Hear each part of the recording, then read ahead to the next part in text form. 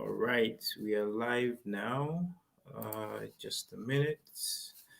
Let me just get the link.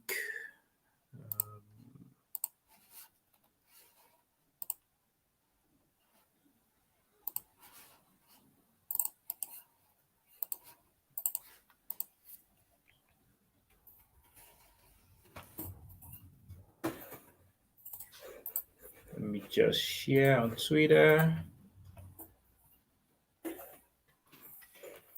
Let me just share on Twitter. Let me just share on Twitter. Let me just share on Twitter. It's still echoing, like it says that same thing over and over and over. Why? It's still echoing, like it says that same thing over and over and over. Why? All right. It should have stopped by now. Hello? Yeah, I can hear you now. It's better now, right? Yeah, that's fine. All right, I think what happens is if you open the YouTube channel while streaming, it starts echoing. So I had to shut it down and just focus on this one. So are you live on YouTube then? Yes, I'm live on YouTube. One person is watching at the moment. So maybe we can give like 2 minutes before we kick off. Okay, that's fine. Like 2 minutes. Let's see.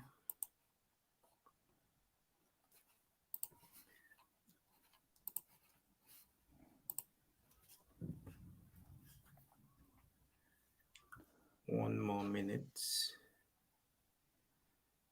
Let's see.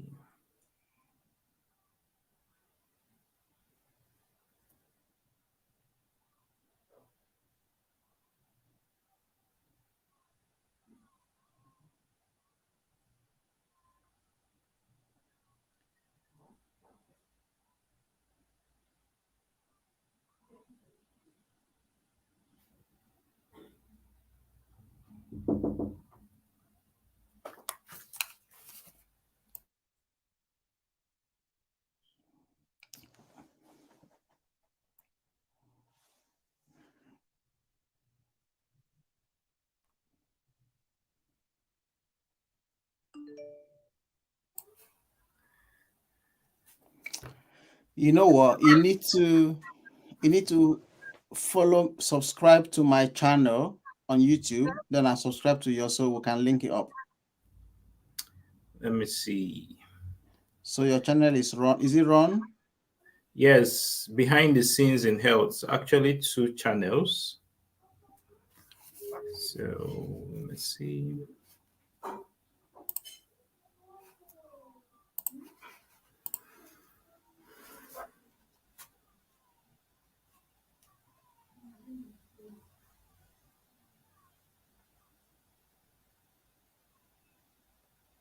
I can't see it. If you share your channel to me on WhatsApp so I can join it. All right, just give me a second.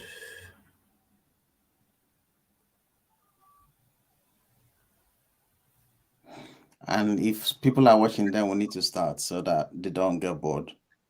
Yeah, just a minute. Done.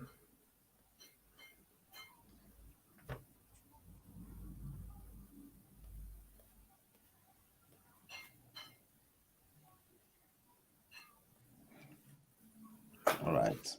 All right, I guess we can just kick off.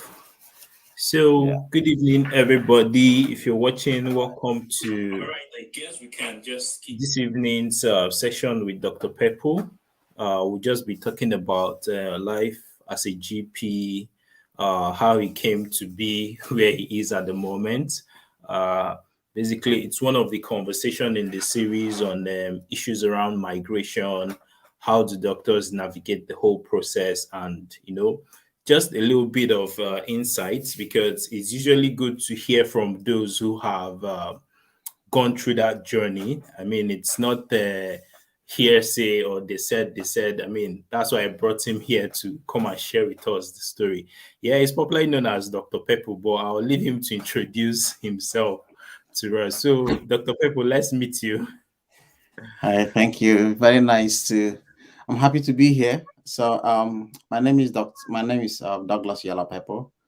Yeah. So Dr. Pepple for sure. I think that's just the one for branding, basically. Yeah. And I'm Nigerian. I'm from the south part of Nigeria, specifically River State, Port Harcourt. And yeah, I live and I work here in the UK now. What else is there to know? I think as we progress, we'll talk about my journey and every other thing around it. So that's it basically for now. Yeah, I think I agree with you. That's enough for an intro. As we move, we'll unravel the man behind Dr. Pepple. So, how did you get to become a GP? What's the whole process like? I mean, different persons they have different stories about how they came to become a GP in the UK. Some come through education, some come directly through PLAB and different methods really. So what's your story? How did you get to the UK? Yeah, so thanks for that. So basically, I came to the UK after medical school. Straight on after medical school, I came because I knew I wanted to come to the UK. I was going to come to the UK, so it wasn't any waste of time or anything like that. So I finished medical school and I did normal youth service, no, not normal house job, which is internship, which you have to do back in Nigeria. So then afterwards, I came in to do my master's. I did masters in reproductive medicine, science, and ethics from the University of Kent in Canterbury, basically focusing on assisted reproductive technologies and in vitro fertilization using animal models. So, and whilst I was doing that, like I said, I knew I was going to practice in the UK. So whilst I was doing that, I started looking at options on how to practice in the UK permanently. And so that means, doing the British licensing exams, which is the PLAB exams. So I did that. I did all the process, the English test, PLAB 1, PLAB 2, then got my GMC registration and license to practice in the UK as a doctor. And yeah, then started working as a doctor. I think my first job was I worked as a resident medical officer in private hospital.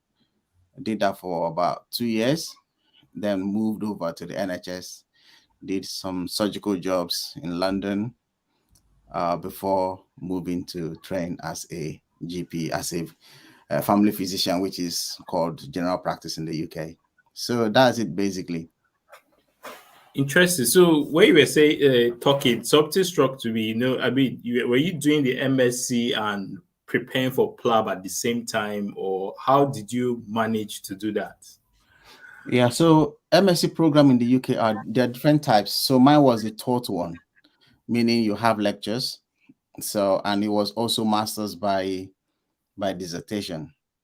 Okay. So it was a 9 months program. 9 months. Yeah. Interesting. So we were literally having lectures like once or twice in a week. So you have the rest of the time to do whatever you want to do. Okay. So at the end of the 9 months, we had about 7 months of lectures and all of that, then 2 months intensive lab work for your dissertation, because it was a practical course. So it was Okay. mostly lab work and all of that. So I knew I was going to practice in the UK. So what I did was I had to plan. I planned everything myself. I'm quite a very good planner. So I looked at when I was going to be free, have a bit of spare time to study, and when it was going to be intense in terms of my academic work. So, and also bearing in mind how long my visa was. So I want to make sure that I finish everything before my visa runs out. I Expires. remember, Okay. yeah, and remember then there was no post-study visa. So you have to make sure you finish everything on time. Otherwise you go back to your Wow. country, which was a bit of what happened. Yeah, which was a bit of what happened to me, to be honest. So during the master's program, I didn't do anything other than just do the English exams, the Okay. IELTS. So, but I was unlucky. I didn't pass the IELTS first. So I got 7.0. You need 7.5 to qualify to sit the PLAB exams. So when I got 7.0, I was a bit frustrated and disappointed. So I thought maybe the UK thing is not for me anymore. So I started looking at seriously. So when I see people getting a bit discouraged now, I mean it resonates with me. I can understand them. So I started looking at options. Where can I go apart from the UK to practice without going back to Nigeria that will accept an IELTS of 7.0 instead of 7.5? Wow. So Okay. then I looked at Ireland. You know, Ireland is not part of the UK. It's in Northern Ireland that's part of the UK. So Dublin, they accept IELTS of 6.57, I think. So I started looking at their entrance exams. So whilst I was looking at how to do their entrance exams, one of my friends was also preparing for IELTS. So we prepared together again, and I wrote the IELTS this time around and I passed it. So I had to abandon the Ireland plan and just focus on the UK. Interesting. Yeah. So I think after the IELTS, then it was time for dissertation. So I didn't bother about preparing for PLAB or anything. So I had to focus on getting a good grade for my master's. Okay. Yeah. So immediately after my dissertation, then I registered for PLAB 1, started attending lectures. I was preparing alongside one of my friends as well. So we had very tight schedule on practicing and all of that. I did a video on YouTube on how I prepared for PLAB 1 in 3 weeks. Yes, I'm still going to come to that. Yeah, and that was it. So we did that in 3 weeks, passed PLAB 1, registered for PLAB 2, passed PLAB 2, and the rest is history. That's it. So I did them alongside the masters in a way. So I did the lighter part where it wasn't going to be stressful during the masters. And after the masters, since I still had about 6-7 months on my visa, then I had to focus on the whole PLAB journey afterwards. Okay. So in terms of planning, you said you're a very good planner, but I mean, I'm trying to imagine the difficulty of, trying to read for PLAB and, worrying about your dissertation or your schools, because I know in the UK, the MSc is pretty intense. I mean, Mhm. though it varies from school to school, but how were you Mhm. really able to, break that down? Yeah, yeah, it's really intense. I think what happened also was for me, I didn't have the problem of or the extra, should I say, pressure of working. So I wasn't working. So I wasn't doing student's job, which I Interesting. actually regret. I regret I Why? should have. Yeah, because that's like some extra money I should have done because I was getting money from home, everything all paid for from home. So I didn't see the need to work. you know. So I was Okay. concentrating on just doing my masters and doing these exams. So, but it was during after my masters, like after the dissertation, then I realized that okay, I think I also didn't know that you could actually work. I knew you could work, but I was with a circle of friends who were not interested in work. Okay. So that influenced me a lot. But later, why I say I regret it is later when I saw people who actually worked and how much they made, and they were still able to go and they were still able to go through school very smoothly. So I was like, come on, man, I should have done this. But yeah, so that is it. My lectures was just twice a week. So Okay. you have a whole twice physical lectures. The rest of the time is either you're doing assignments or you're doing paperwork or you're doing lab work. And some assignments and presentations will take you about 1,000, 2,000 words. So it was busy, busy, and quite intense as well, even though we're not actually going for lectures every day. Yeah. So the Yeah. assignments kept you really busy anyway. Yeah, yeah, yeah. And you know what? What also happened was because I was doing something very, very different from what I've always known. Yeah. Being a doctor, coming to do biomedical sciences because it was purely molecular biology, purely biotechnology and laboratory work, which is what I haven't ever done before. So It first was a of all, I had different to ball go game. back. No, yeah. So I had to go back to even read about molecular biology very well to understand the basis of DNA, sequencing and all those sort of hereditary patterns, you know, core molecular biology, which is what you don't get to know in medical school. That's not part of your curriculum, you Yeah. know. So, and why it was challenging is because there are people in your class who have degree in molecular biology, who Wow. have first degree in this. Some of them even have masters in that subject, and nobody waits for you. So you come to class, lecturer just mentioned something, they already know what the lecturer is talking about. You don't have any idea. So you have to go back, read and read and read until you understand, until you get to the point of even understanding what they already What? know before you start building on it. So it was pretty difficult. It was hard. Yeah. Wow, I think that would have kept you really very busy. I mean, Yeah. it's not easy, dabbling into a new terrain that uncharted waters before, Mm, and mm, trying to get the hang of it. Then talking about the training itself, like GP training, how would you describe it? Is it intense? Is it heavy? Is it difficult? mm. Judging from what we have here in Nigeria, I mean, it might be a different ballgame. But what's your experience like? Yeah. So first of all, I just want to clarify things. So many Nigerians, when you finish medical school in Nigeria, before you start residency, so you probably pick up job as a resident officer or medical officer or something like that. Yeah. And most people just call them GPs, which is Okay. actually what they are, right? But Okay. in the UK, GP is different. GP is family medicine, so it's actually a specialty. Specialty. Because Yeah. even today on Twitter, I was having a conversation with someone who said he wants to become a surgeon in the UK. I said, okay, so what do you do right now? He's in Nigeria. He said he's a GP. I said, oh, so that means you've gone through on the postgraduate training already? He said, no. I said, oh, okay, so you're not a GP yet. So Like the first of all, you medical need to, officer. yeah, so he's a medical officer. So that's the context. So basically, general practice is family medicine. In America is family practice. So the training is for 3 years, but I hear they're trying to move it to 4 years. Although you have the integrated general practice training, which is 4 years, which is even 5 years. So you're doing training, and in addition to that, you're going towards fellowship.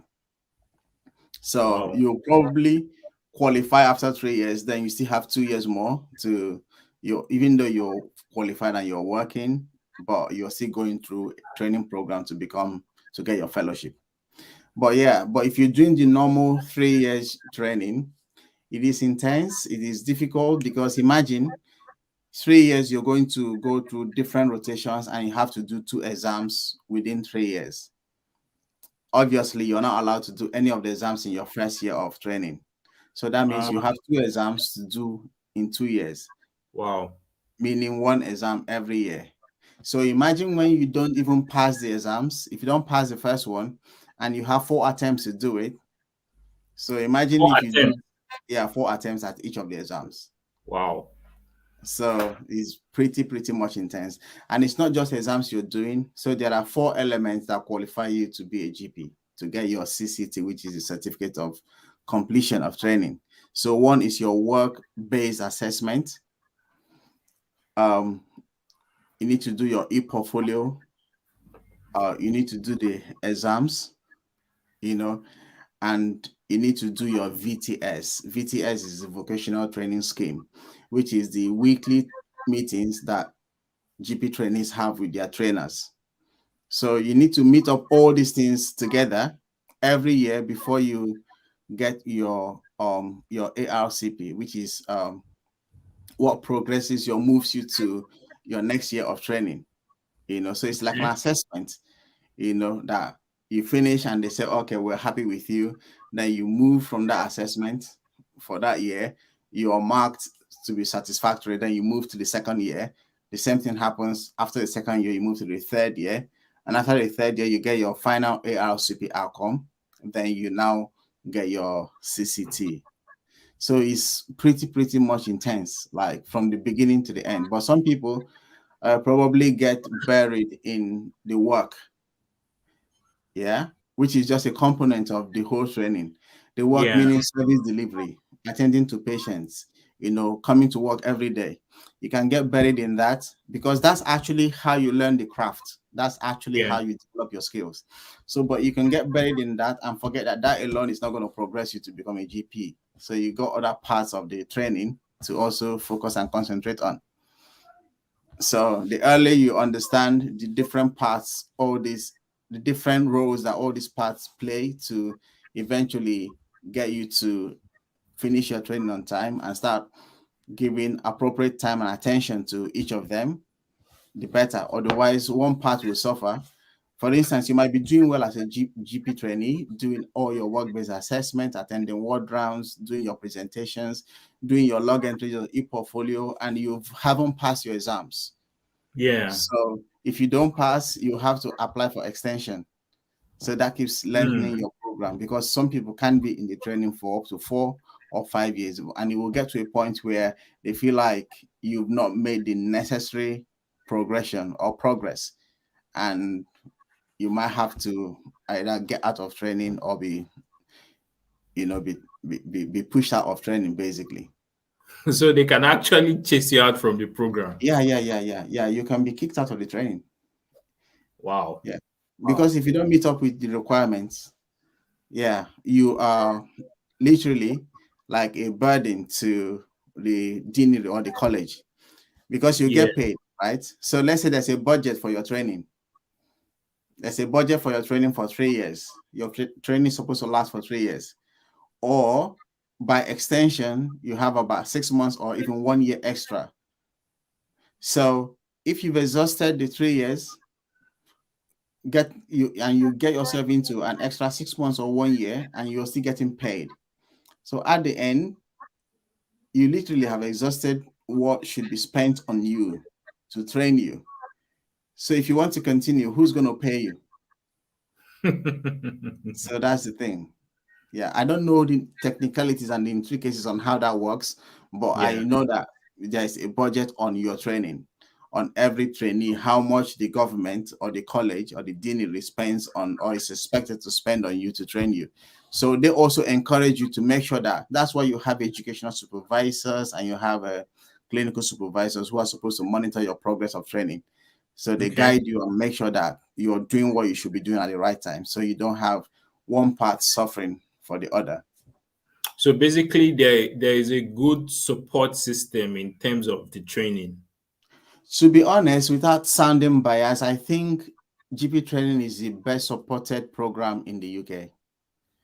Yeah. Okay. So because obviously when you're training, you have half of your training in the hospital and half in the GP practice. So once you're in the hospital, you interact with other trainees from other specialties, right? And you get to actually see how the support they get from their deanery, from their college. And you see that GP trainees seem to have more support than some other specialties. I think the reason is because of how the program is structured, because apart from all the things you're doing at work, you have an accountability group where Okay. you also meet weekly to discuss your progress in training and to have general training by different specialties, picking up interest in different topics and even community topics also to teach you. And the fact that you have an educational supervisor and a clinical supervisor specifically attached to you for your training, although other trainees also have that, but most GP trainees are basically in hospital for service delivery. So that's Okay. why you go into when you are training, when you start, you choose what rotations you want to do, which is the flexibility in GP training compared to like in Nigeria or something. I'm just using Nigeria as an example because that's the system I understand very well. So Yeah. if you're in family medicine in Nigeria, obviously you have no rights to choose where you're going. You're literally going to rotate through general surgery, pediatrics, obs and gynae, and internal medicine. Okay. Yeah. Okay. But in the UK, no, it's not like that. So you have a block of rotations, about 50 blocks. So you can pick and choose what you want.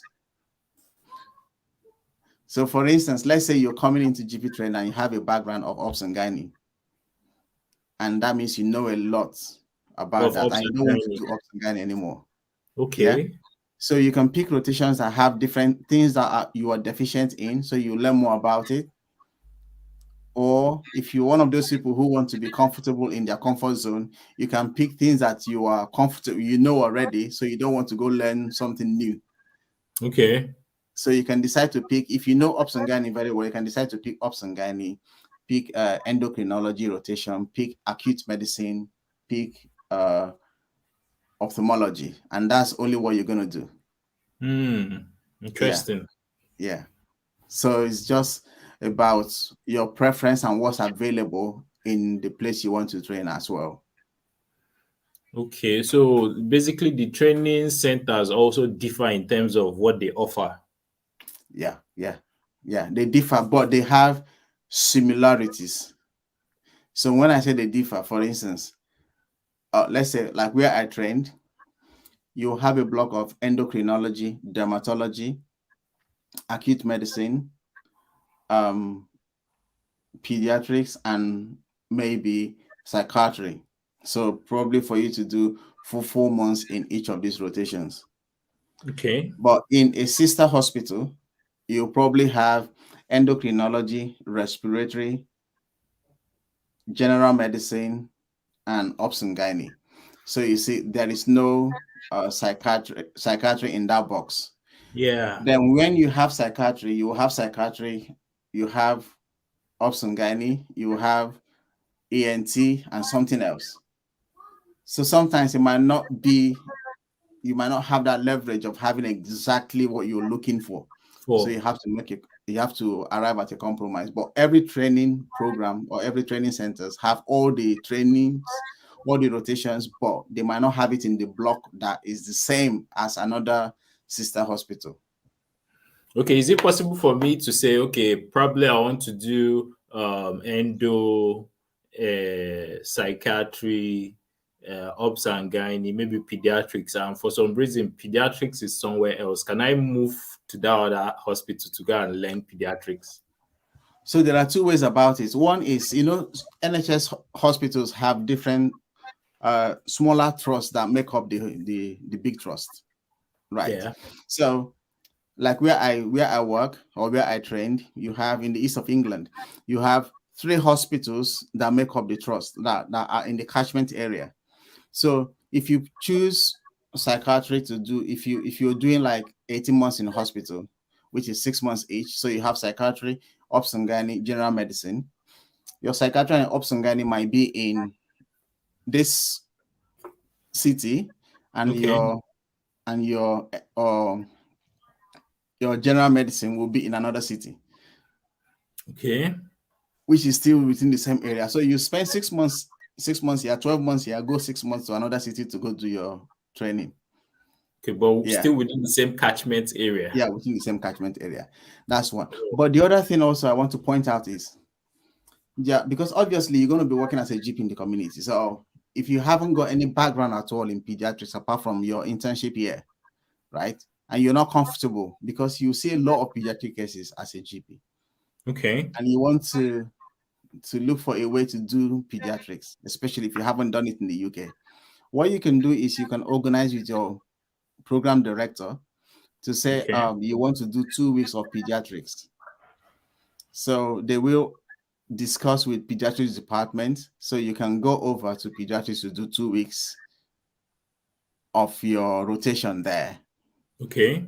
Although it will not be in your proper training portfolio to say you went through pediatrics rotation. So that is just an Okay. arrangement that can happen just so you have an exposure to To the pediatrics. pediatrics, yes. More like Or or you can on your own during your annual leave do a tester week. okay. Tester week is just going to spend 1 week in that unit and just learning more about the unit and the specialty. Or you can even spend some time attending their clinics alone. Or you can register for so many pediatric lessons and evening classes. So they have evening classes where specialist doctors in different fields have like either lunch or dinner classes, which is sort of mini conferences that trainees attend. So you can Are they register free? Are they anytime. free? Yeah, they're all free. Okay, okay. Yeah, so you can just keep out looking out for the emails of when, oh, there is a pediatric teaching this weekend or this evening or whenever it is. Then make sure that if it's when you're going to work, you can book annual leave on that date so you attend it. But most times they happen in the evenings when you should be free to attend. So there's always a way to bridge the gap and to fill in your deficiencies, especially if you're very serious and hardworking. Okay. So keyword is hardworking. Yeah, hardworking. Hardworking. That's interesting. So after qualification, so what is life like a GP? So I heard GPs are chilling, they work at their own pace or their own hours and all of that. So how does it really work? Yeah. I think that's one of the perks of deciding to become a GP. So it's not like they are chilling. So that's a wrong impression. That's a wrong impression because this is for the masses. This is public. Yeah. So they are not really chilling, but it's just a sort of specialty that gives you that work-life balance because you can pick and choose what you want to do. Basically, for the fact that GPs don't do calls, they are not on calls, Okay. right? So I think that is the enticing part of the whole profession or the whole specialty, the whole training. When you finish, when you're training, you'll be on call whilst you are in the hospital. Remember, like if you're doing the 3 years GP training, half of it is in hospital, half of it is in the GP practice. So whilst you're in hospital, you're basically working like every other trainee. So if you're rotating through general medicine, you're literally going to work as a general medicine SHO registrar. The way they're Okay. on call, everything they do is what you're going to do. When you move to another specialty, you do literally the same thing. But when you now come to the GP land, which is the other 18 months of your training, you are not on call at all.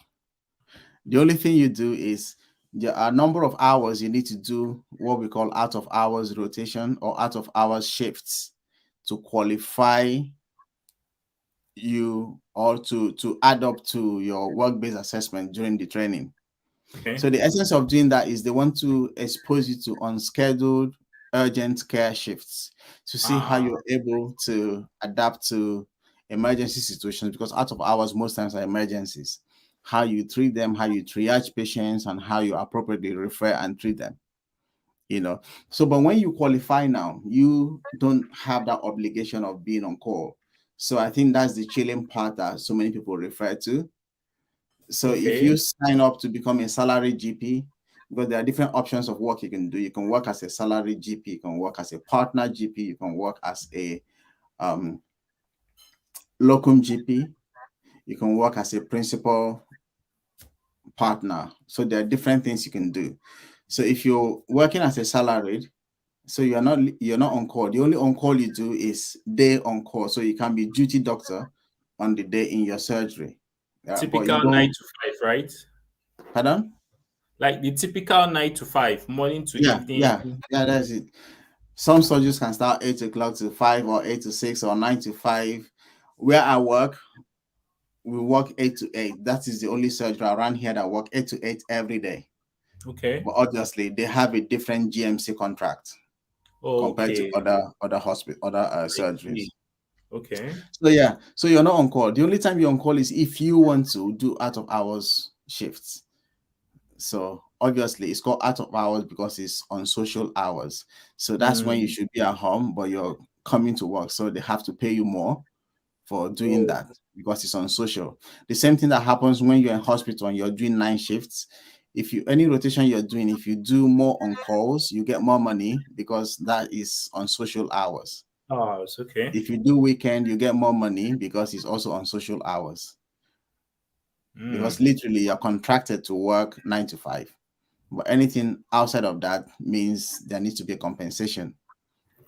Extra money. It's Mhm. beginning to sound interesting. Yeah. So you Somebody's can be asked. a GP and you don't go on calls. You just work Monday to Thursday, Monday to Thursday. You can even work 3 days in a week, depends on how much Wow. money you want. If you don't Okay. want so much money, you can work 2 days in a week, do other things you want to do.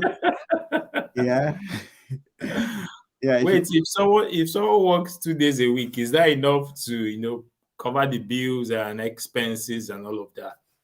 So the GP contracts, this is public. So I'm going to talk about the money because it's general knowledge. Yeah. So I'm not breaching any rules here talking about it. So the GP contract depends on what part of the country you are in.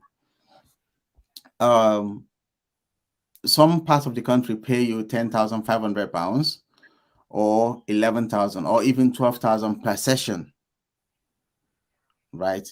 And session means there are 2 sessions in a day, so morning and afternoon. So if you're doing 9 to 5, for instance, your 9 to 12 or 9 to 1 is one session, that's morning session. Okay. Then your 2 to 5 or your 3 to 6 is your afternoon session, Okay. right? So imagine if you get a contract and you're doing 4 sessions, which is what you just referred to, 2 days, Okay. and you're paid £10,000 for one session, which is very, very cheap. I don't think anyone pays 10,000 anymore now. I think it's 10,500 or 11,000. So, but for the sake of easy calculation, if you get 10,000 per session and you're working 4 sessions, which is you're working only 2 days, that is 40 grand. Wow. Okay. So that means your annual salary is £40,000. Fair enough. Yeah. So if you look at the tax and everything, how much will 40,000 translate to in a month? So you probably will be getting about 2.6 or 2.7 or thereabout. So, and that's you working just 2 days in a week. So if that will foot your bills, then that's fine. Then Then you you stick have your to other it. 5 days to do whatever you want to do. That sounds very cool, though. Now I Yeah. want to be a GP. Yeah. Then So you that's how it you men- works. you mentioned fellowship. So what advantage does becoming a fellow give to you? I think it's just career progression. Yeah. There are so many specialties in the UK that when you finish the training, you are not a fellow, you are just a member, which is different from what happens in Nigeria and Africa. Okay. Yeah. Because in Nigeria, any specialty you're doing, when you do your part 1, you're a member. When you now finish your training, you're a fellow. At 2, yeah, you become a fellow. Yes. Yeah, when you finish part 2, you're now a fellow. But in the UK, so many specialties, you are not a fellow even after you finish your training. So you are all members. Apart from few anesthesia, you become a fellow whilst you're even before you finish, if you've passed all your exams. A few of them, but general practice, general medicine, obs and gynae, general surgery, all of them, after your training, you're still a member, you're not a fellow yet. So there are 2 ways to become a fellow. One is 5 years post graduation or post CCT, 5 years Okay. after your training. Your colleagues can recommend you based Ah. on your clinical acumen and the work you've been doing and your community service, and say recommend you to the college for a fellowship. So you're now Okay. awarded fellowship. Some of them you probably have to go do fellowship program extra somewhere, or if Okay. that is offered within your college or within the country, you can do that. So now the GP training has incorporated another scheme where there's an integrated fellowship program into the training, so that when you run through the 5 years or 4 years, depends on whatever deanery you are in, I'm not quite sure now, but when you run through the program, at the end of the day, you get your fellowship. So not just membership alone, you get your fellowship. So the fellowship is good for, I think, career progression, basically. Yeah, and some sort of authority, and also uh, it, it it it shows you got more experience, so to say. So there are Okay. certain privileges that might be attached to it. Yeah, but majority of the people are, when you finish your training, you're a member, and you have to wait until a couple of years for one of your colleagues to recommend you, for you to get awarded fellowship. Yeah. Interesting. So does extra money comes with the fellow, or is this the same price or No, I same? think it's the same thing basically. It's the Okay. same. I don't think there's any extra monetary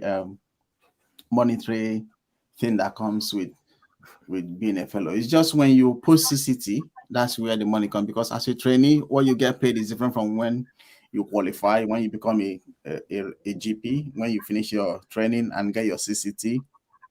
So I think it's just the CCT that adds extra money to you, not fellowship. Yeah. Okay. Basically, fellowship is just career progression and also to give you more bargaining power and give you a leverage and a specific seat, so to say, at the place of decision making and all of that. Yeah. But Interesting.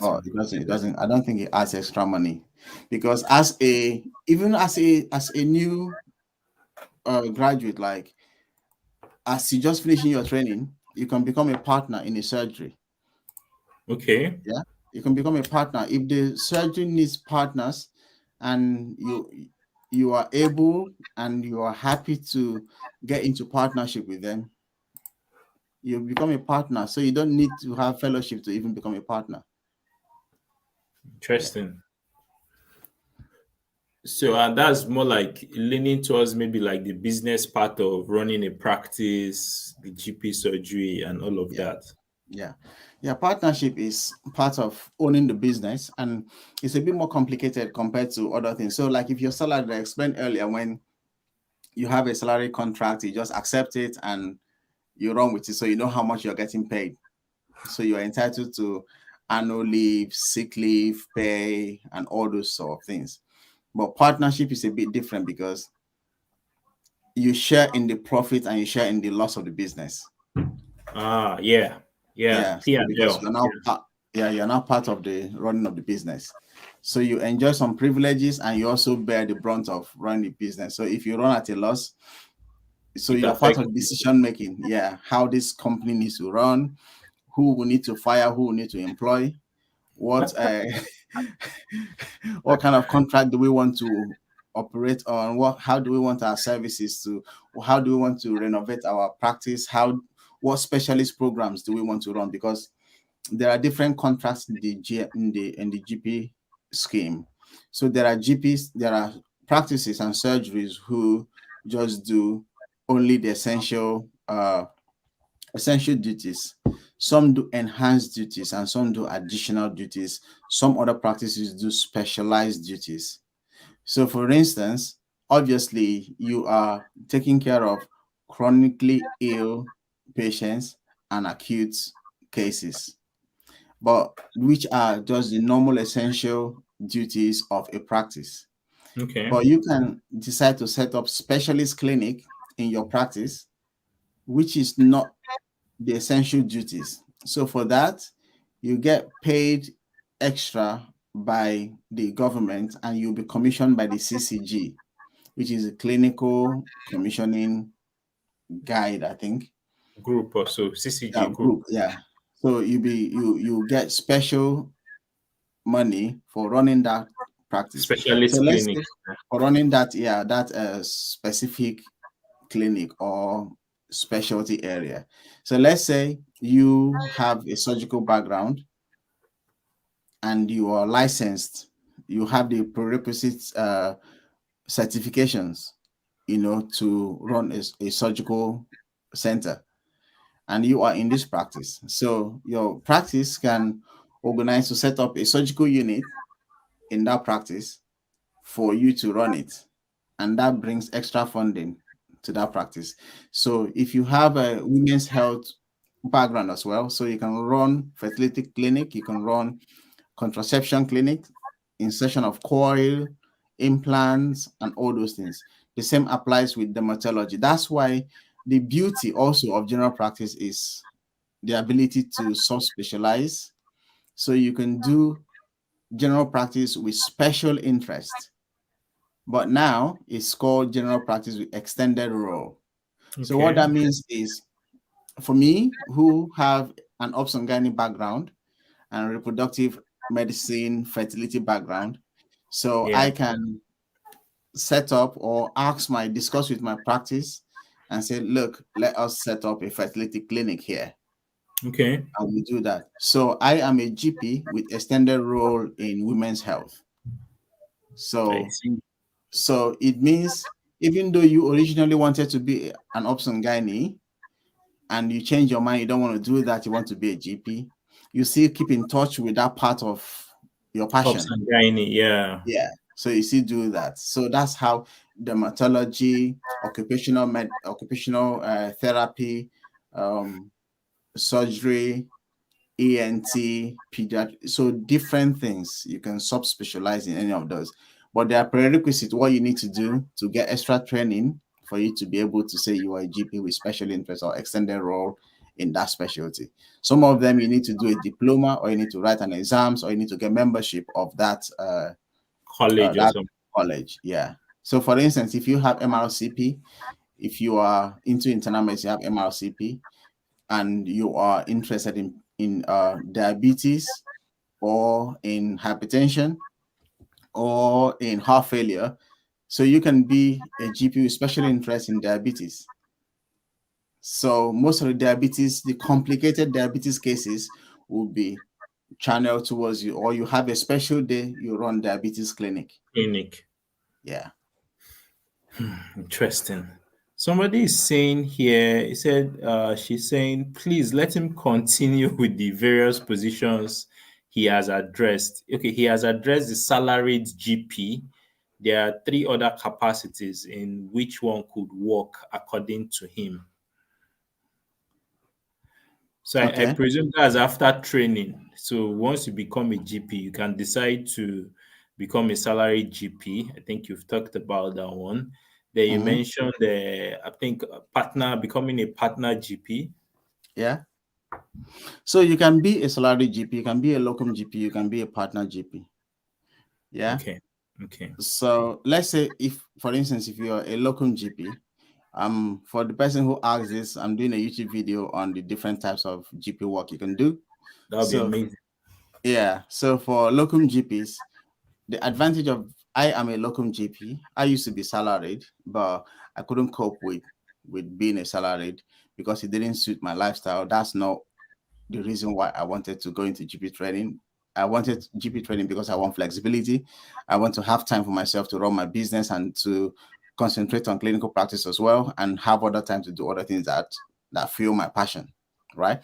So first of all, as a salary GP, as a locum GP, you're allowed to set up a private company, so you can Oh, work through your private company as supplier of labor, of clinical consulting labor to the practice you're working. So that means you get paid through your company.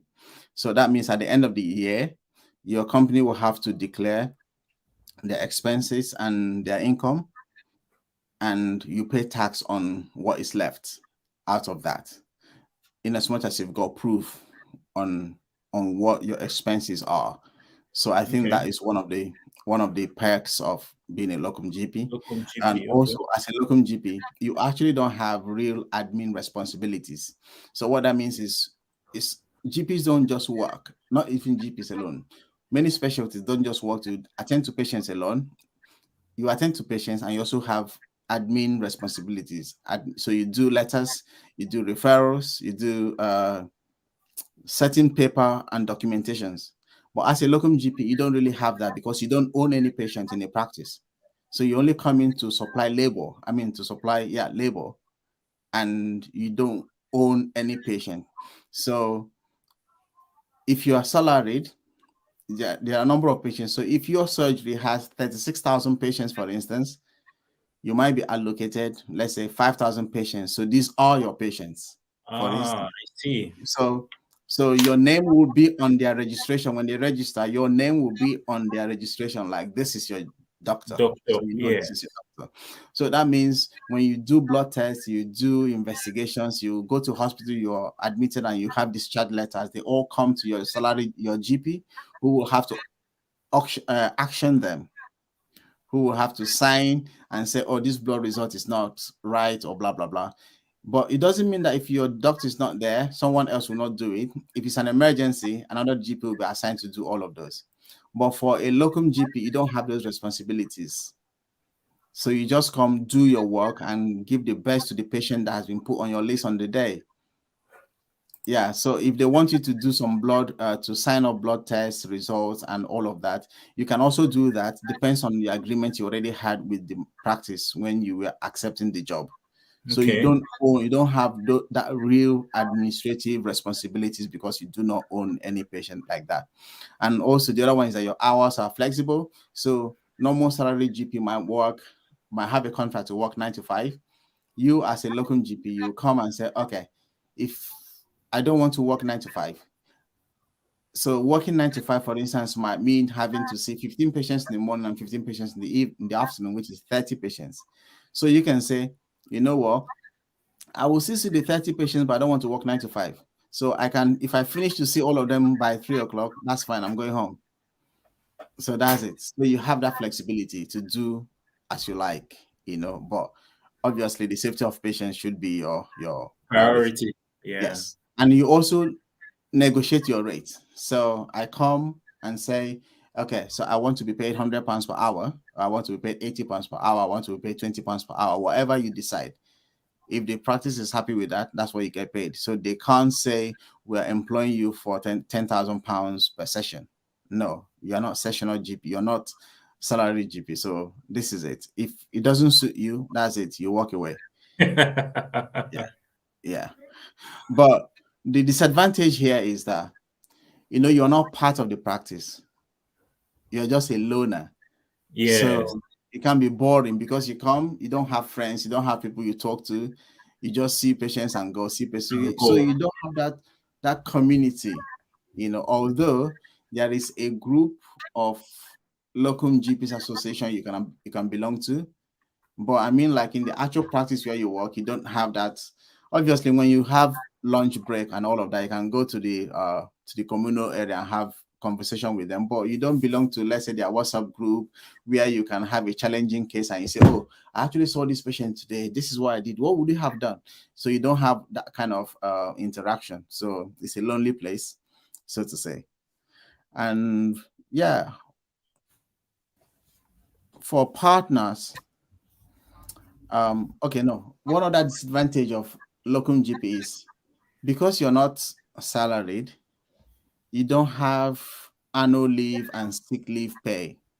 So Ah, if you don't come to work, you don't if get you're paid. sick, nobody's paying you. Yeah, but if you're salaried, if you're sick, obviously you have a genuine sickness, so you Yeah. still get paid because you are off, and you have annual leave.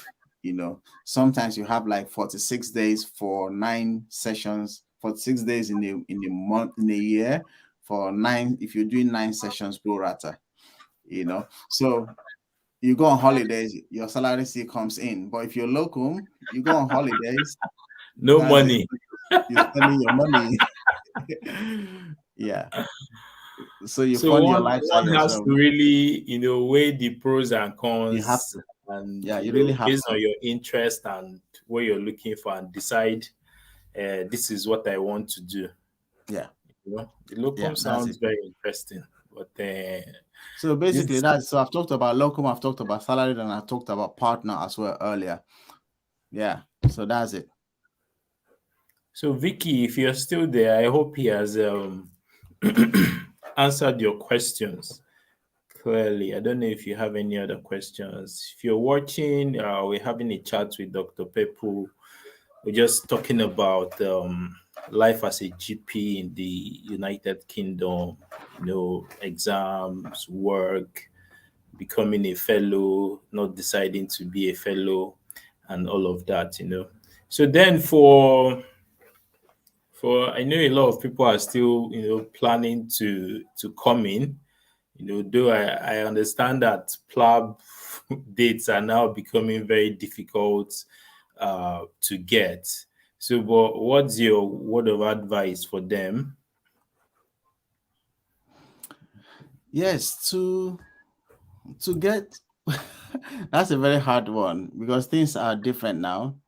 Things are Very changing, much things are quite different, yeah. different. Yeah. Compared to, so for people who don't know, like I started my journey about 9 years ago.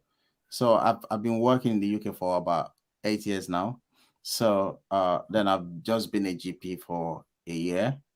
Uh, my PLAB obviously is about 8 years. Yeah, 8 years ago I did PLAB, but obviously still around the same thing year in year out with little modifications. And why I do the things I do on social media, especially on YouTube, is because I keep abreast of the changes that happen every time. So I try to incorporate that.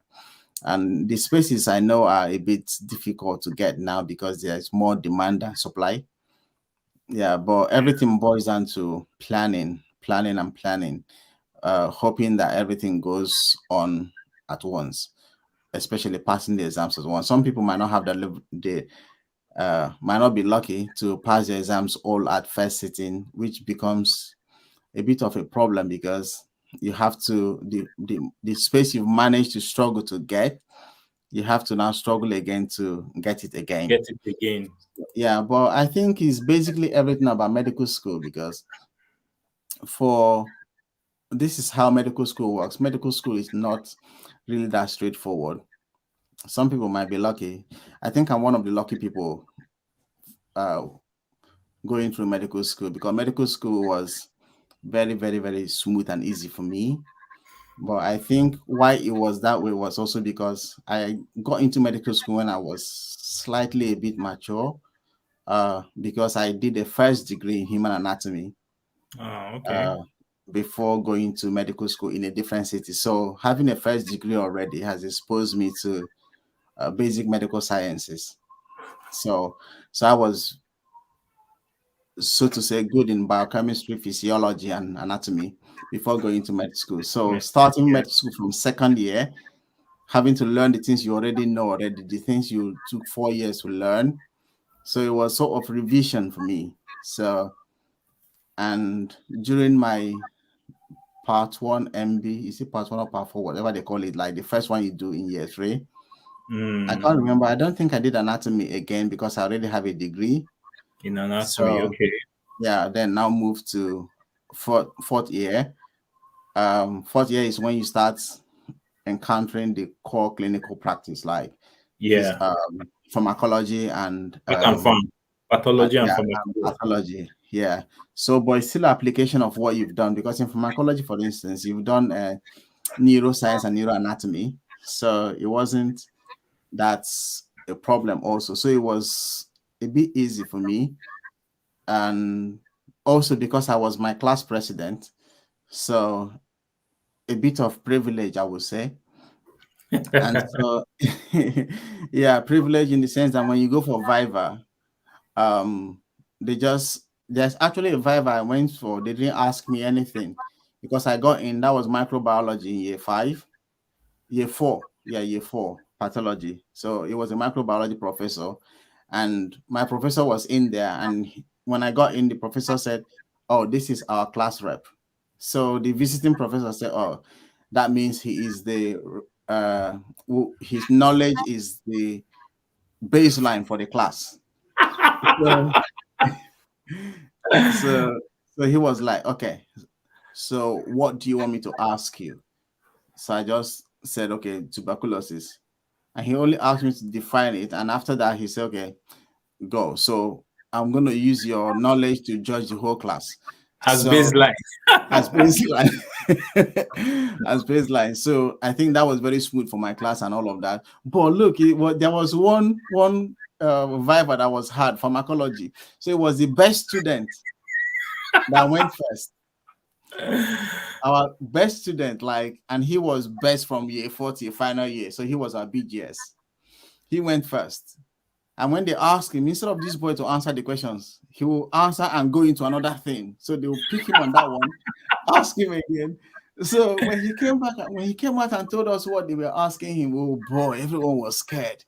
Like, so he already raised the bar this high. Very You know? high. So yeah. So for me, yeah, medical school was very smooth. But later on, when when I I did not pass my first exam in GP training. Yeah, so that was literally like the first time I didn't pass a medical exam. So getting failure late in life, I don't think it's a good thing. It's better for you to have failure earlier, so Early. you learn how to deal with it. So it's better to fail early, so you learn how to deal with it than to postpone it. So it was hard for me to assimilate, to come to terms, to reality with the fact that I didn't pass that first exam. And I think it was good for me because the time I had to practice for it again made my knowledge so robust and so strong. Yeah. And that's even why right now I teach trainees. I prepare them for the Exams. exams. Yeah, and it has enriched my knowledge and made me a better GP, I would say.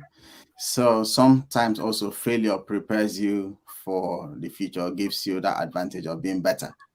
So I'm only saying that to say that because I didn't really understand what it means to, I mean, I understand, but I try to empathize with people who don't get things right.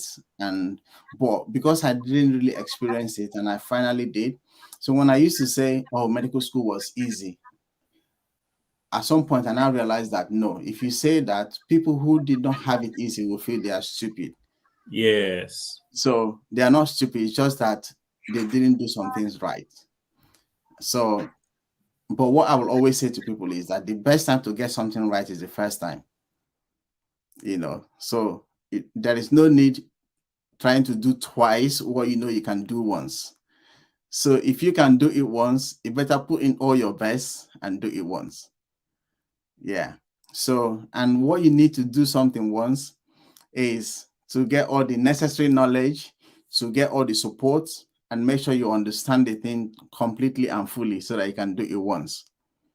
So in preparing for PLAB, because the dates don't come that easily, and because also you might fail or you might have to do it again, you have to first of all plan very well.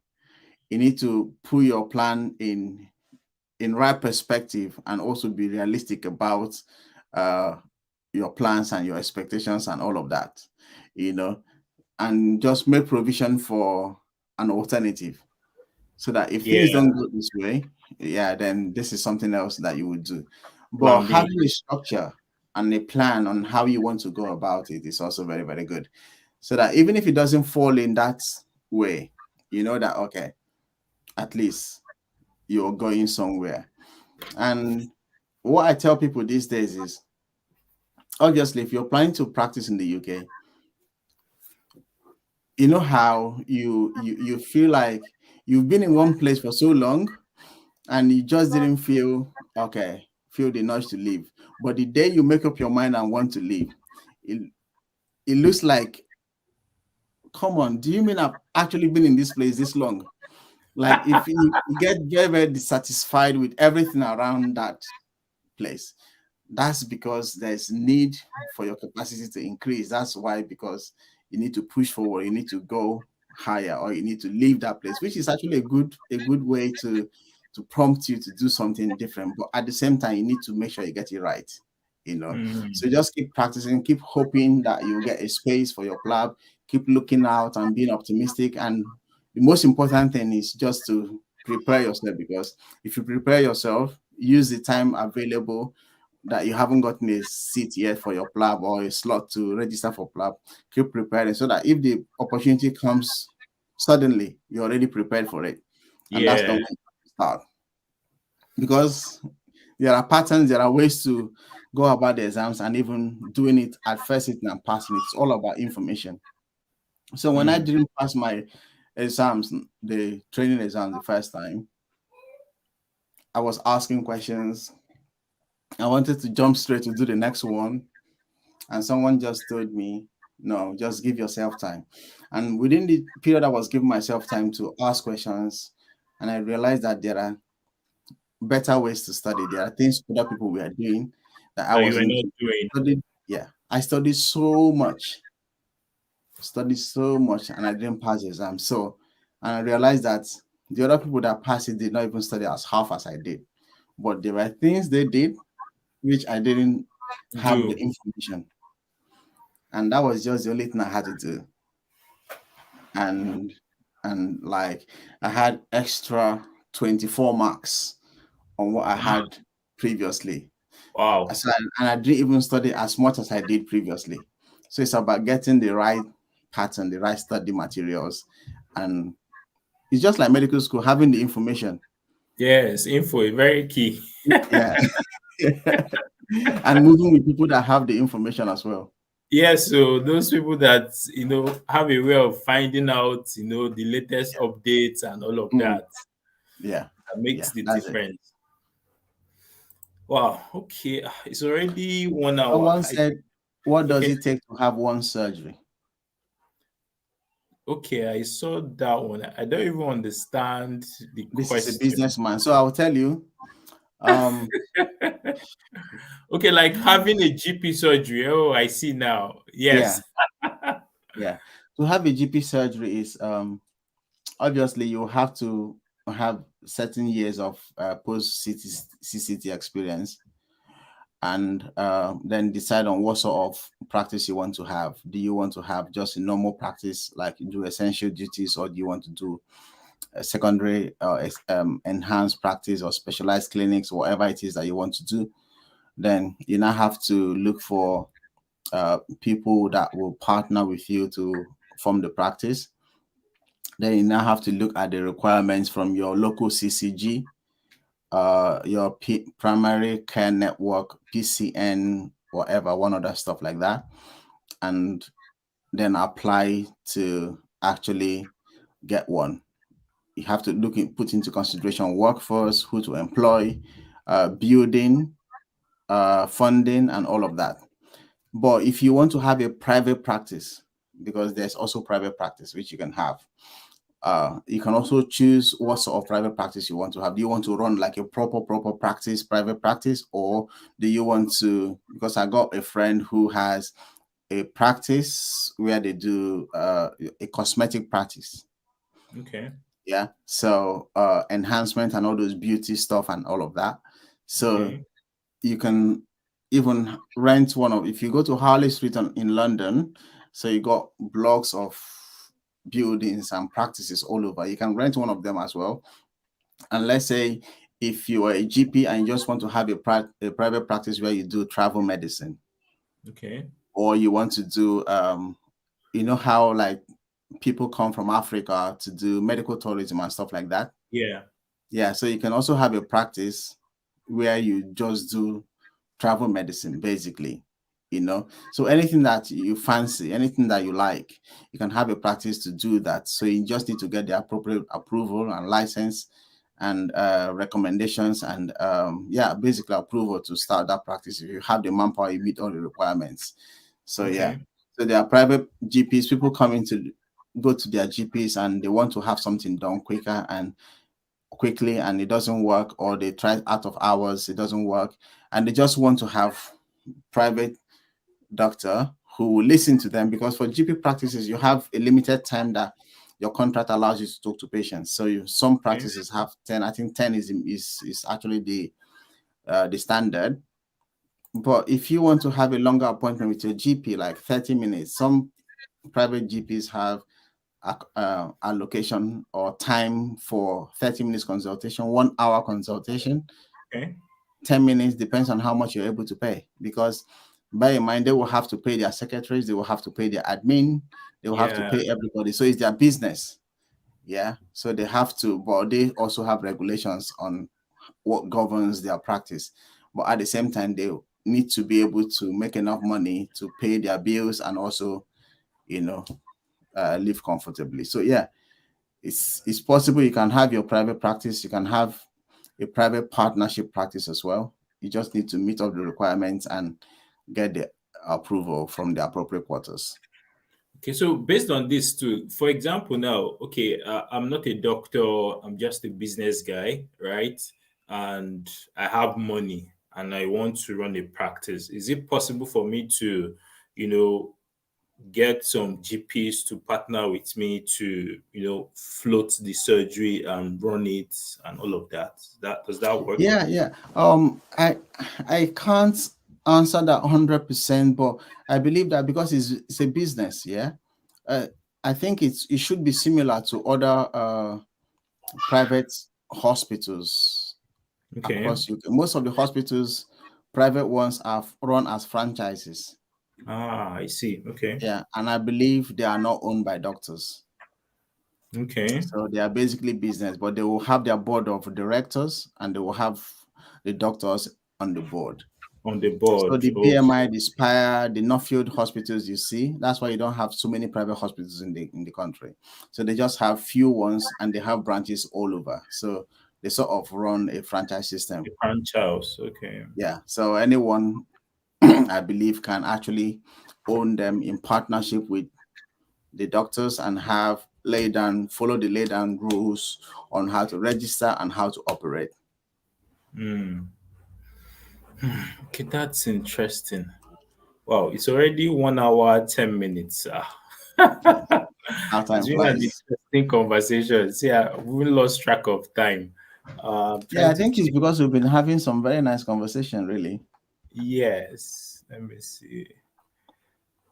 Let me see. Okay, there are no more questions here. Yes. So if you're watching, thank you for watching. We've been chatting with okay, Shitu says thank you. I think he's the one that asked the question about how to own the surgery. Maybe he will come and look for you to open surgery with you. So Yeah. I'll be dropping the link to Dr. Pepple's channel because he basically does a lot of videos on how doctors can move over, what are the steps, how do you pass your exams, all of those relevant information that IMGs actually need to pass their exams and settle in properly in the UK. So I'll be dropping the link in my bio down there.